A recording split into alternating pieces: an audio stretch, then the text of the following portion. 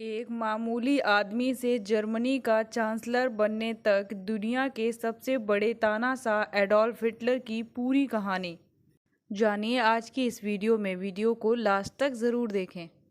जब भी दुनिया में सबसे क्रूर तानाशाहों का जिक्र होता है तो सबसे पहले जर्मनी के पूर्व तानाशाह एडोल्फ हिटलर का नाम जहन में आता है और दिल में एक सवाल उठता है कि आखिर हिटलर जैसी शख्सियत का मालिक, यूरोप के एक शिक्षित देश जर्मनी का हुक्मरान और लाखों लोगों का चहेता कैसे बन गया। तो हम आपको बताते हैं एडोल्फ हिटलर की पूरी कहानी। एक मामूली आदमी जो दुनिया का सबसे क्रूर तानाशाह बन गया, उसने लाखों लोगों का कत्ल करवा दिया। वो दुनिया के नक्शे से यहूदियों का नामो निशान मिटा देने का सपना देखता था। हिटलर की सनक की वजह से पूरी दुनिया दूसरे विश्व युद्ध की आग में जल उठी। उस एडोल्फ हिटलर का जन्म 20 अप्रैल 1889 को ऑस्ट्रिया के वॉन इलाके में हुआ था। उसने अपने पिता की मौत के बाद 17 साल की उम्र में ऑस्ट्रिया छोड़कर वियना का रुख कर लिया।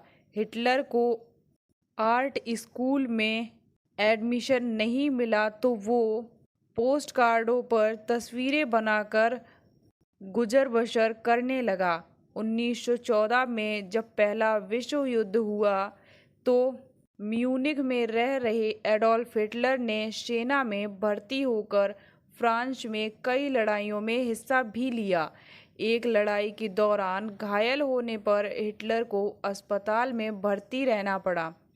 फिर 1918 में जब विश्व युद्ध खत्म हुआ तो हिटलर को जर्मनी की घर का बेहद दुख हुआ। सन 1918 में ही हिटलर ने नाजी पार्टी बनाई, जिसके सदस्यों में देश प्रेम कूट कूट कर भरा गया। उसने स्वास्तिक को अपनी पार्टी का निशान बनाया, जिसे हिंदू धर्म के लोग एक शुभ प्रतीक मानते हैं। हिटलर की इस पार्टी ने पहले विश्व युद्ध में जर्मनी की हार के लिए यहूदियों को जिम्मेदार ठहराया। जर्मनी की आर्थिक हालात काफ़ी खराब हो चुके थे। ऐसे में जब नाजी पार्टी के नेता एडोल्फ हिटलर ने अपने शानदार भाषणों में अर्थव्यवस्था को पटरी पर लाने का आश्वासन दिया तो जर्मनी के लोग उसकी पार्टी की तरफ आकर्षित होने लगे। हिटलर ने जर्मनी के लोगों को सुखी जीवन का सपना दिखाते हुए एक विशाल जर्मन साम्राज्य की स्थापना का वादा भी किया। साल 1992 तक जर्मनी के हिटलर की शोहरत काफ़ी बढ़ चुकी थी। हिटलर ने अखबारों में अपने दल के सिद्धांतों का प्रचार किया। सन 1923 में हिटलर ने जर्मनी की सरकार को उखाड़ फेंकने की कोशिश की, लेकिन इसमें नाकामी मिली और हिटलर को जेल में डाल दिया गया।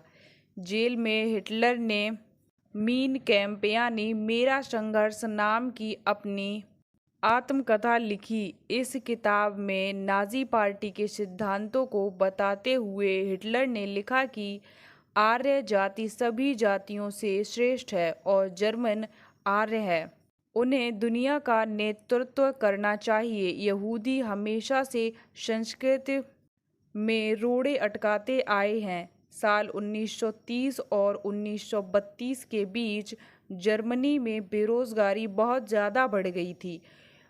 संसद में नाजी पार्टी के सदस्यों की तादाद 230 हो चुकी थी, लेकिन फिर भी 1932 में हिटलर को राष्ट्रपति के चुनाव में कामयाबी नहीं मिली। जर्मनी की आर्थिक हालात बिगड़ती चली गई। 1933 में चांसलर बनते ही हिटलर ने जर्मनी की संसद को भंग कर दिया और सोशलिस्ट पार्टी की मान्यता भी रद्द कर दी। डॉक्टर जोजेफ गोयबल्स को हिटलर ने अपना प्रचार मंत्री बनाया। नाजी पार्टी के तमाम विरोधियों को जेल में डाल दिया गया और सरकार की सारी ताकत हिटलर ने अपने हाथों में ले ली। हिटलर की ताकत की सनक बढ़ती गई और फिर साल 1934 में उसने अपने आप को देश का सर्वोच्च न्यायाधीश घोषित कर दिया। इसी साल हिंडनबर्ग की मौत के बाद वो जर्मनी का राष्ट्रपति भी बन गया। धीरे धीरे नाजी पार्टी का अंत तक बढ़ने लगा। 1933 से सन 1938 के बीच लाखों यहूदियों का कत्ल कर दिया गया। जर्मनी के नौजवानों में राष्ट्रपति हिटलर के आदेशों का पूरी तरह मानने की भावना भर दी गई और देश की तकदीर संवारने के लिए सारी ताकत हिटलर ने अपने हाथ में ले ली। साल 1933 में हिटलर ने लीग ऑफ नेशंस को छोड़ दिया और आने वाले युद्ध को ध्यान में रखते हुए जर्मनी की सैन्य ताकत बढ़ाना शुरू कर दी। 1934 में जर्मनी और पोलैंड के बीच एक दूसरे पर हमला न करने की संधि हुई। फिर इसी साल ऑस्ट्रिया की नाजी पार्टी ने वहां के चांसलर डॉल्फस की हत्या कर दी। इसके बाद रूस, फ्रांस, चेकोस्लोवाकिया और इटली जैसे कई देशों में जर्मनी की आक्रामक नीति से डरकर अपनी सुरक्षा के लिए आपस में संधि कर ली। इसी दौरान हिटलर ने ब्रिटेन के साथ एग्रीमेंट करके अपनी जल सेना को ब्रिटेन की जल सेना का 35% रखने का वादा किया। इस संधि का मकसद भावी युद्ध में ब्रिटेन को किनारे रखना था, लेकिन 1935 में ब्रिटेन, फ्रांस और इटली ने हिटलर की ज़्यादा हथियार जमा करने की नीति का विरोध किया। साल 1936 में हिटलर ने वर्साय की संधि को तोड़ दिया और अपनी सेना को पूर्वी फ्रांस में राइन नदी के इलाके पर कब्जा करने भेज दिया। 1937 में जर्मनी ने इटली से एग्रीमेंट किया और उसी साल ऑस्ट्रिया पर कब्जा कर लिया। इसके बाद हिटलर ने चेकोस्लोवाकिया के उन इलाकों पर कब्जा करने की इच्छा जताई जहां ज़्यादातर निवासी जर्मन थे। ब्रिटेन, फ्रांस और इटली ने हिटलर को संतुष्ट करने के लिए म्यूनिख समझौते में चेकोस्लोवाकिया को मजबूर किया कि वो अपने जर्मन आबादी वाले प्रदेशों को हिटलर को सौंप दें। 1939 में हिटलर ने चेकोस्लोवाकिया के बाकी हिस्से पर भी कब्जा कर लिया। फिर हिटलर ने एग्रीमेंट करके पोलैंड का पूर्वी हिस्सा रूस को दे दिया और पोलैंड के पश्चिमी हिस्से पर उसकी सेनाओं ने कब्जा कर लिया। ब्रिटेन ने पोलैंड की मदद के लिए अपनी सेना भेजी और इसी तरह दूसरे विश्व युद्ध की शुरुआत हुई थी।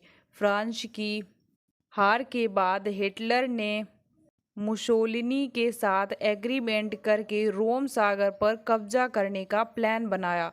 फिर जर्मनी ने रूस पर हमला कर दिया। जब अमेरिका दूसरे विश्व युद्ध में शामिल हुआ तो हिटलर की ताकत बिगड़ने लगी।